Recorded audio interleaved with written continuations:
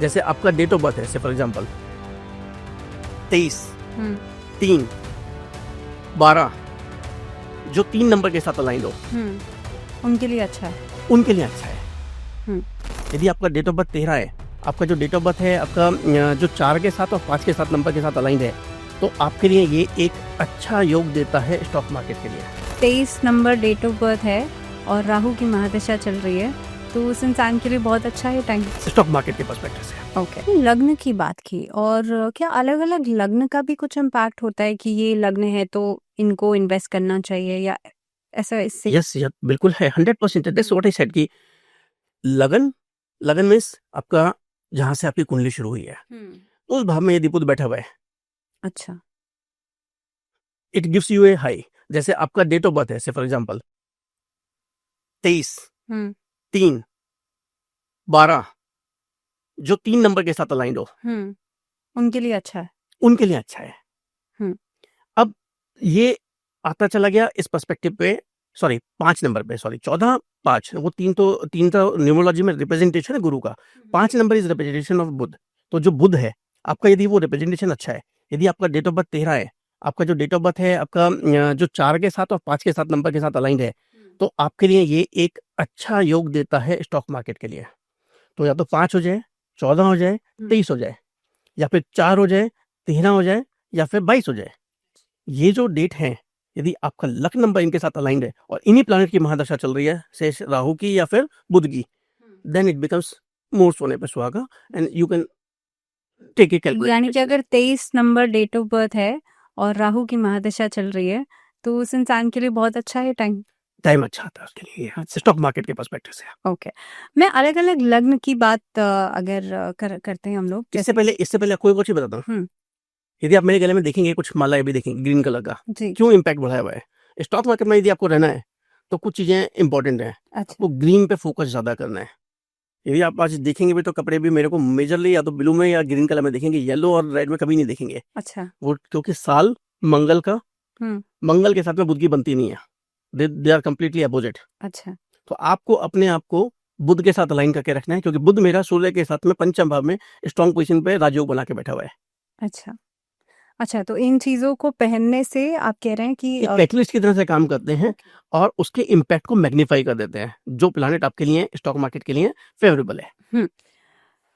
हम लग्न की बात करते हैं, अगर मेष लग्न की बात करें तो मेष लग्न के लिए कितना इम्पैक्टफुल है? मेष लगन मंगल से गमन है, मंगल एंड बुध की कभी नहीं बनती, मंगल और राहु की कभी नहीं बनती। मंगल और राहु अंगारक दोष बना देता है, और मंगल और बुध जो है विपरीत दोष बनाते हैं, तो इनकी कभी भी नहीं बनती है। अच्छा, तो यानी कि मेष लग्न वालों को नहीं, बट मैंने अगेन एक चीज बोला था कि केवल मेष लगन से नहीं, बाकी एस्पेक्ट भी चेक करने हैं।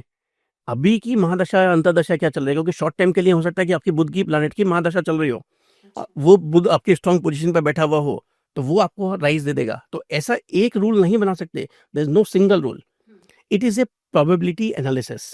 एंड प्रोबेबिलिटी में जितने पैरामीटर्स को जितना ज्यादा कंसिडर करेंगे, मल्टीपल को, उतना ज्यादा आपका रिजल्ट प्रेडिक्शन बेटर होगा।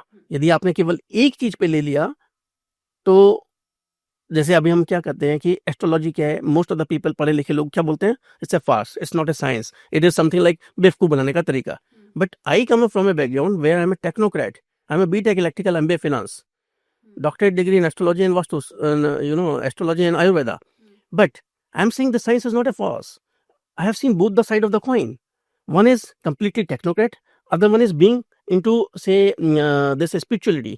Spirituality जितनी भी साइंसेज हैं, पार्ट ऑफ द स्पिरिचुअलिटी। तो चाहे प्लैनेट का कंजंक्शन, दूसरा पार्ट एक और चीज समझने की यहाँ पे, यदि कर्म तेरे पावन होंगे तो डूबेगी तेरी नाव कभी नहीं, ये बोलते हैं ना। तो that is the same thing, अगर आपके किसी भी प्लैनेट की महादशा अंतरदशा कुछ भी चल रही हो, बट यदि आपने ओवर द टाइम अपने कर्म को सुधार के चीजों को बेटर कर लिया, तो वो एक अदर पर्सपेक्टिव है कि जहाँ पे इन प्लैनेट का कोई भी स्टॉक मार्केट पे इम्पैक्ट ही नहीं आएगा। तो जिस चीज में आप लगा रहे हैं, आपके कर्म अच्छे हैं, तो आपको पॉजिटिव ही रिजल्ट मिल रहे हैं। अच्छा तो यहाँ पे is not a single parameter, again and again I am giving a question कि अगर वो लगन है या कुछ भी है, बट बाकी parameter are also important. So that is where there is a important part कि that you have to talk to consult to a say learned astrologer and actually get your kundli checked if you know the exact time of birth. क्योंकि जहाँ पे पैसा involve हो जाता है ना तो आदमी एक के बजाय 2-3 बार सोच लेता है कि भाई मैं यहाँ लगाऊं या नहीं लगाऊं। ऐसे में क्योंकि आप तो एस्ट्रो भी जानते हैं, न्यूमरोलॉजी भी जानते हैं, कितना एक्यूरेटली प्रेडिक्शंस की जा सकती हैं? 100%। अच्छा। ये प्रिडिक्शंस क्या है? कंसिडरिंग, देखिए, ओके, तो लेट्स अंडरस्टैंड, साइंस में जब हम कोई लैब में जाते हैं तो हम कुछ केमिकल्स मिलाते हैं और उसका एक रिजल्ट हमें आउटपुट मिल जाता है। हम कहते हैं कि A + B = C, ये मिलाया, इससे ये कंपोनेंट मिलता है। We test into different environment, we test into different say with different parameters and we get the same results and we say it is scientifically proven. Astrology के case में क्या है, यदि हम मल्टीपल पैरामीटर्स को consider करके यदि हम कहते हैं कि हाँ ये होने से ये चीज आ रही है और यदि वो बार बार प्रेडिक्शन सही आ रहे हैं, वी विल उसको मान लेंगे कि करेक्ट है, हाँ, कि समथिंग लाइक दिस एग्जिस्ट। यदि वो प्रेडिक्शंस, क्योंकि वेरिएबल्स बहुत ज्यादा हैं, it's not a single variable, it's thousands of the variables which you have to consider and then give the prediction. तो जब वो पैरामीटर कंसीडर कर लोगे तो चीजें आपको बेटर मिलेंगी। यदि वो पैरामीटर में से कोई भी एक चूक गया और उन पैरामीटर पे आपने कहा और आपकी एक प्रेडिक्शन गलत चली गई, लोग कहेंगे तो बेवकूफ बना रहे हैं। But whereas it is not something like science is there, but only thing is I may not have considered that parameter. That is why my prediction has gone wrong. Something is already existing. I cannot deny this does not exist.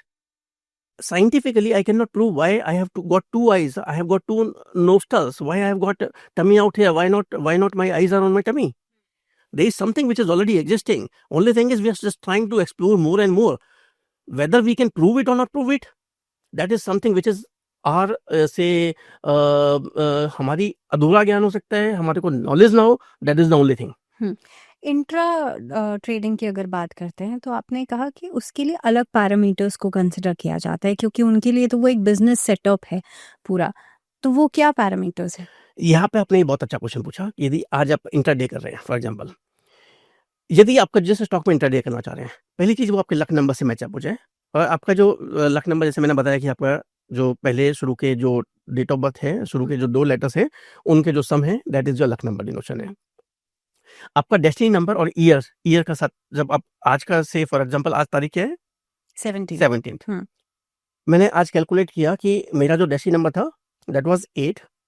आज का जो 2025 चल रहा है, इसका जो total समा रखा है और जो आज का समा रखा है, वो मेरा डे एंड डेट पैरामीटर क्या है, उस दिन डे कौन सा पड़ रहा है, वो जो प्लैनेट का कंजंक्शन बना, से फॉर एग्जांपल आज today is Monday is represented by number 2 which is moon and Budh का कंजंक्शन भी स्टॉक मार्केट में हाई या लो दे सकता है, वेरिएशन दे सकता है, हाई टाइड हाई गेन। दूसरा चीज है कि आपको ये देखना है कि यदि वो नंबर भी 5 आ गया और मेरा बुध का बाहुल्य बढ़ गया, डेट नंबर से मैच हो गया, लक नंबर से मैच हो गया, destiny number plus year plus date today and उसके बाद जो आज डे है उसका नंबर से मैचअप हो गया, और यदि वो नंबर मिला के सब 5 के कंजंक्शन में आ गए या 5 का बाहुल्य हो गया, तो मेरे लिए, और उसके साथ में जिस स्टॉक में मैं पैसे लगा रहा हूँ उसका भी नंबर 5 से मैचअप हो गया, तो मेरे लिए day trading becomes much more beneficial.